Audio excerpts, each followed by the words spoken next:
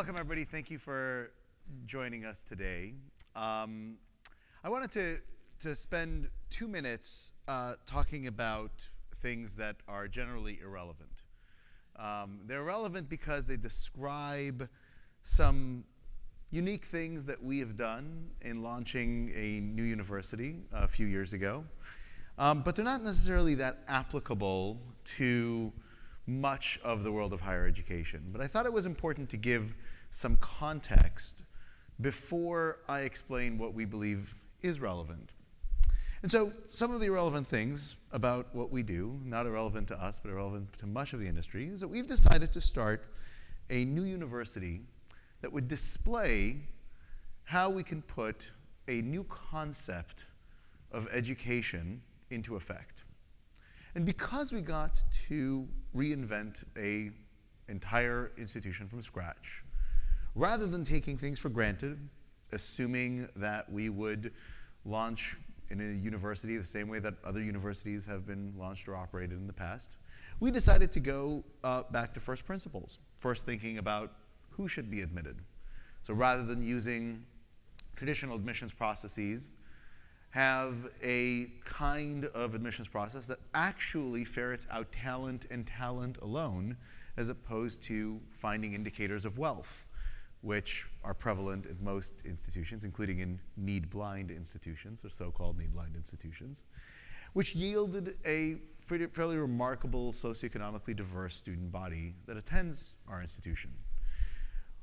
We had a different conception of the student experience when a student comes to our university. Rather than going to a campus-based environment where they are effectively shielded from the world in a bubble, they actually live in the world, in major cities, taking advantage of the city as their campus, and actually experiencing different types of cities and cultures, spending a year in San Francisco, and then living in 6 other cities around the world over the next 3 years, traveling with their fellow cohorts of students. We reimagined our expectations of students, the level of maturity and responsibility that we expect of our students. We reimagined the way that we would deliver services to students, focusing on those students that help them thrive in the real world, as opposed to get them not prepared for the real world, but get them adjusted to a temporary world of universities. We made sure to integrate them with the working world, etc. Now, these things are not irrelevant because they're not important. They're not irrelevant because we don't believe in them. They're not irrelevant because we believe that other universities shouldn't look to them and think about how to incorporate some of those aspects.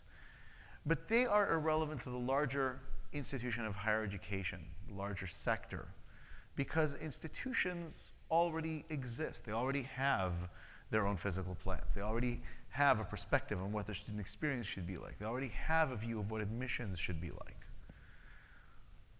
And those things are fine. Different institutions have different lenses into the world. And students have the diversity of choice of experience, location, environment that they can choose from in deciding where they go and receive their education. However, universities have a fundamentally more systemic problem. And that problem relates to how they educate and what they educate. So much of the effort around education innovation, technology, the organizations involved in this conference relate to areas that grease the skids, that make access to the existing education system easier, that make completion through the existing education easier, that make courses more accessible with both on-campus and off-campus, that enable quicker access to degree, lowering costs of the product of higher education. But so few efforts are involved at actually rethinking what the nature of that education is.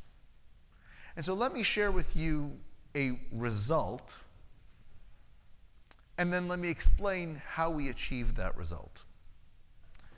And so you may know of an assessment called the Collegiate Learning Assessment. It was developed many years ago to assess how universities perform along the metrics that universities claim to be educating, namely critical thinking, problem solving, scientific reasoning, and written communication skills. So these 4 areas are largely the areas that a university president would say to anybody that their university focuses on. Rarely do you meet a university president and when you ask them, what do you teach in your university, do they say physics or chemistry or literature? They'll talk about all of the things that are more important. I think almost any one of our keynote addresses today were related to critical thinking skills and future-proofing the student and getting them to be global and all of those things. And so given that general university curricula are absent of these types of courses and are in general made up of physics and chemistry and literature and other things, the Collegiate Learning Assessment was created to actually measure the impact of university students. And it's administered at the beginning of the first year and at the end of the 4th year. So you could see how a cohort of students progresses over that time. The CLA has been given to hundreds of thousands of students across hundreds of universities over the years. And they've measured, again and again, how universities are successful or not so successful at getting students through that path. And so we too decided to use this third-party measure to see how we do. And we gave our students the baseline test at the beginning of their first year. But rather than waiting 4 years to see what happens, we decided to take a pulse and see what happens if we give our students the 4th year test after 1 year with us, after only 8 months. And here are the results. Our students, at the end of 1 year, had the highest composite score in the country compared to graduating seniors at any other institutions that were assessed and took the exam that year. Now that may seem impressive, and we believe it is, but one can easily say, well, maybe you just picked them good. Maybe you just know how. Right? Maybe you got that instinct. And so, the second, much more important point is that the delta improvement, the amount of learning that occurred during that year, the amount of improvement our students demonstrated on these 4 factors, was the highest level the CLA had ever seen compared to any other university over a full 4 years. So let me again repeat that. Our students, in 1 year, had greater educational advancement than any cohort of students at any other university have been able to measure over 4 years. Now, you may look at that and say, well, that's surprising. How is it possible that a relatively new institution can produce these kinds of results? And the answer is very simple. We educated our students. Now, you may say, well, doesn't every university educate their students? Isn't that the point of a university? But we believe that that's actually not what occurs at universities. Another refrain that you'll often hear from university presidents when they're asked, what is the mission of a university? They will say, we are here to create and disseminate knowledge. And we believe that that's actually a more accurate reflection of what universities do. Creation of knowledge through research, through study, is extraordinarily important. It's important for society. It's important for us to continue to support universities to do that. But the dissemination of knowledge really doesn't require active work by a university. Several hundred years ago, you may have heard of this, the printing press was invented. It enabled the dissemination of knowledge in a much more efficient way. The internet, of course, accelerated that. And the concept that you were to have an institution that was to say, in order for us to disseminate knowledge, you actually have to come and hear our staff, our faculty, profess to you, the student, so that you can absorb knowledge is an outdated idea. And by the way, it doesn't really work. Instead, universities should think about what they claim to be existing for. They should think about how you develop the mind, how you actually teach critical thinking and problem solving, reasoning, and communication skills. And in fact, that is the program that we have built.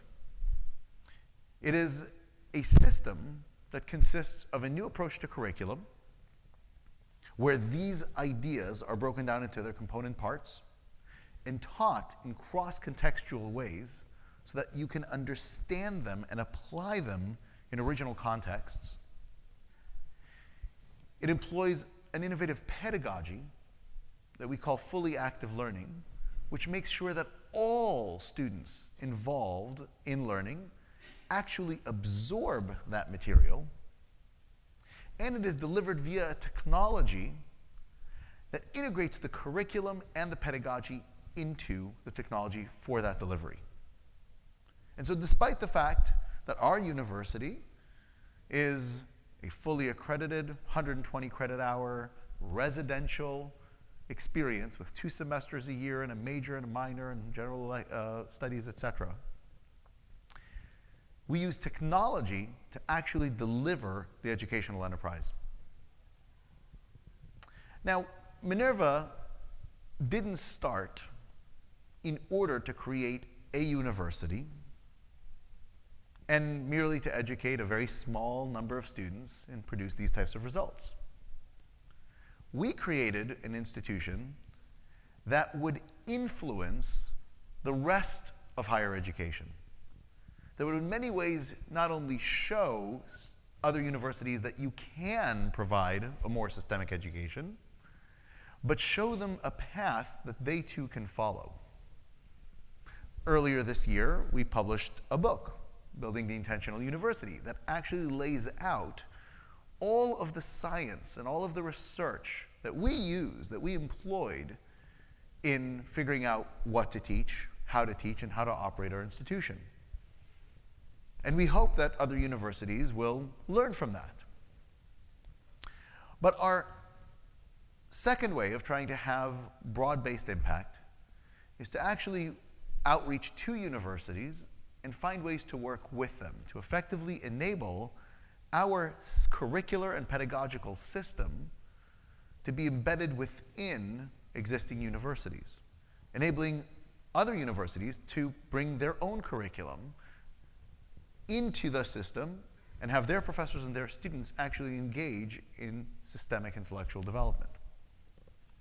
A year ago, we announced on this stage that our intention is to do just that. It is to engage with other universities to begin the process of bringing the Minerva system into traditional higher education and see what would happen side by side, whether a Minerva general education is provided or a traditional general education program of university is provided. And we've spent a good part of the last year trying to figure out who would be the ideal collaborator in bringing that to fruition. And today, I'm very proud to announce that we've indeed found an ideal collaborator. And this coming September, the Hong Kong University of Science and Technology, one of the most respected universities in the world, and by far the most respected young university in the world, being founded less than 30 years ago, has entered into a partnership with Minerva, where 2 things will happen. First and foremost, Hong Kong University of Science and Technology will take a small subsection of their students and replace their general education requirements with the general education system at Minerva. And they will measure and see how those students perform compared to students that take the traditional path. And as part of this partnership, Minerva students will actually be able to spend their last year, their 4th year, at the Hong Kong University of Science and Technology, taking advantage of the tremendous research opportunities and offerings that they have for their seniors. And the reason why this relationship is so crucial is that a university is not static. And to demonstrate that a university that has achieved so much in the traditional system, that has come from its very founding, from a halting start 28 years ago, 27 years ago, and achieved every metric that the traditional system has put in front of it, that is thought of in the same level of quality with the best universities in the world, the thought that that type of institution would actually keep pushing further. Not just say, well, we've won the game that is already being played, but instead think about how do they continuously improve the quality of their offering to their students. How they enable experimentation to actually see, are there better systems out there that will work in our context, is something not only to be commended, but something which is crucial for other universities to see and consider following themselves. And so today, we wanted to make sure that you all understand and participate in what we believe is a new era in higher education. An era where the conversation will begin to shift from how do we take the same product that employers are unhappy with, that students show minimal gains from, that is exclusionary, that is difficult to complete, that shows minimal impact. And rather than focus on how you take that offering, that product, and bring it to more people, start thinking about how you can spread education to a larger population by first and foremost improving it. And we hope to be a key contributor to that process. Thank you very much.